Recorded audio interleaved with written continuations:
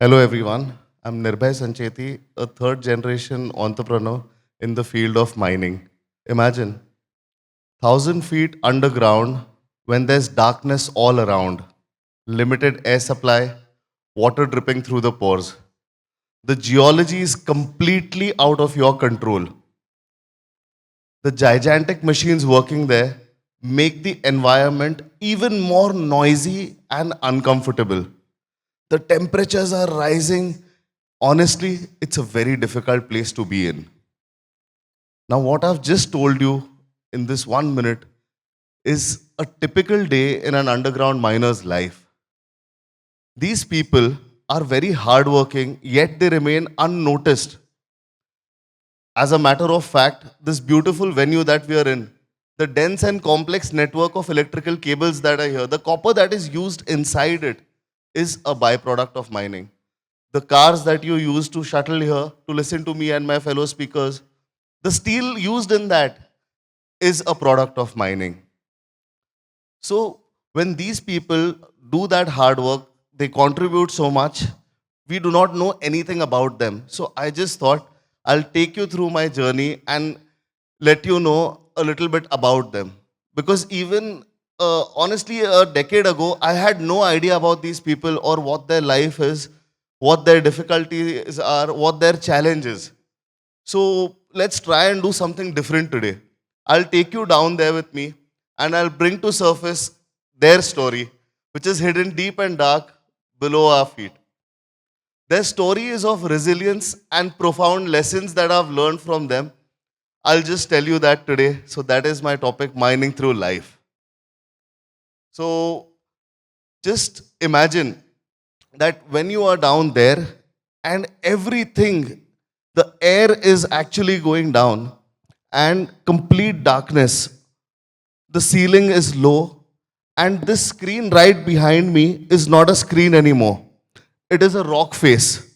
So, what are you going to do in this rock face?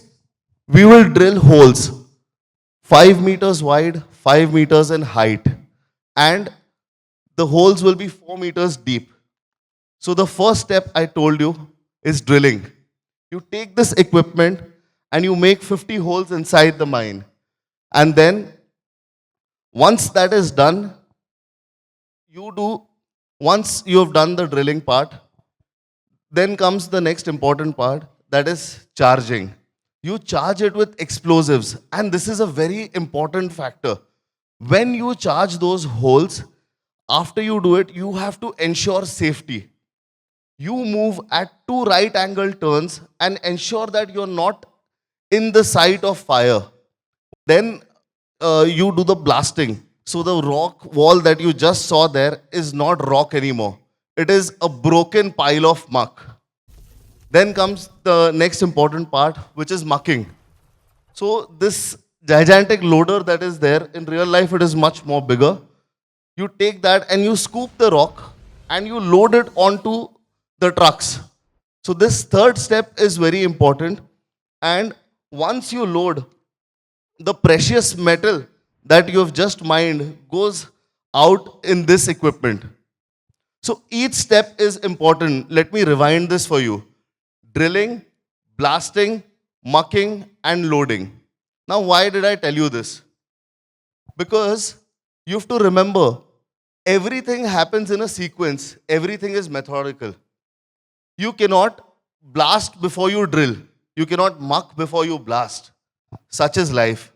You have to remember that each thing has to happen in a sequence. There has to be a chronology. There are no shortcuts. You cannot skip a task and move on to the next one. So I had a juggle between the corporate journey and my mining journey, and I've learned that the growth comes from curiosity, humility, and observation. Learning from those around you, learning from the tools that you work with. Stepping in underground, I realized I had changed. I was much more resilient, much more focused, and most importantly, much more patient. I had seen how discipline, adaptability, and leadership creates high impact in a risky environment. So these were my learnings from mining. And believe you me, when we are down there, everything is teamwork. it depends on how we go ahead with each other.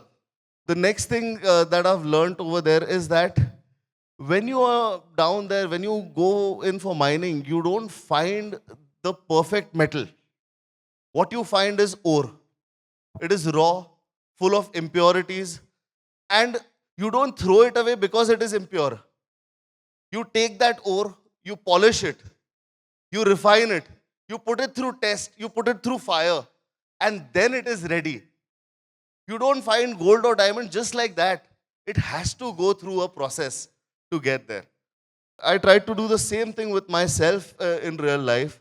Put myself through the challenges, put myself through the process, follow the methodology, and move ahead. It's that fire and the repetition that makes us strong. Don't reject because it's impure ore.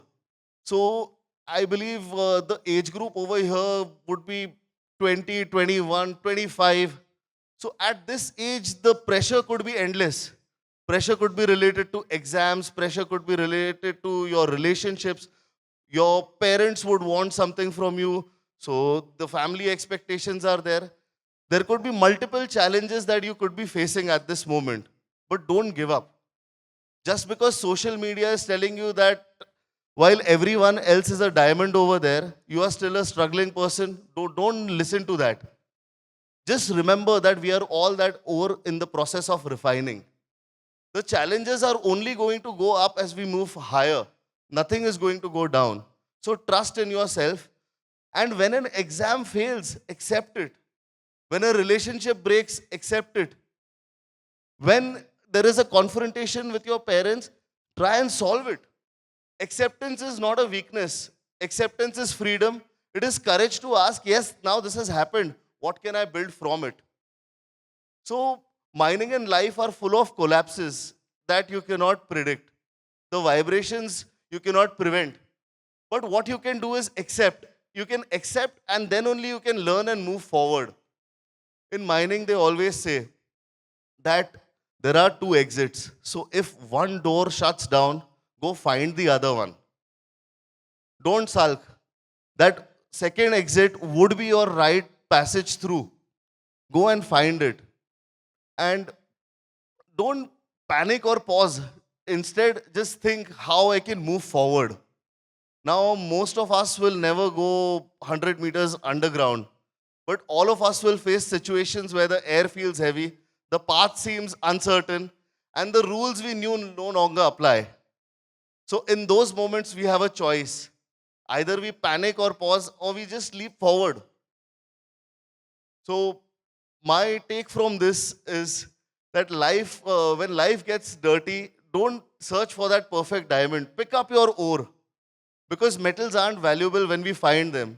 They're valuable because they endure the fire, survive the pressure, and still shine.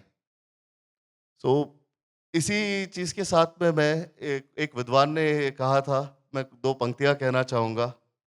सिर्फ कर्म तुम्हारा कल होगा, और कर्म अगर सच्चाई है तो कर्म कहाँ निष्फल होगा.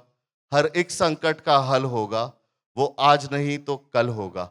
लोहा जितना तपता है उतनी ही ताकत भरता है. सोने को जितनी आग लगे वो उतना प्रखर निखरता है. हीरे पर जितनी धार चले वो उतना खूब चमकता है. मिट्टी का बर्तन पकता है तब धुन पर खूब खनकता है. सूरज जैसे बनना है तो सूरज जैसे जलना सीखो.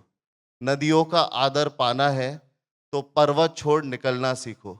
अरे हम आदम के बेटे हैं, क्यों सोचे रहा सरल होगा. कुछ ज्यादा वक्त लगेगा पर संघर्ष जरूर सफल होगा.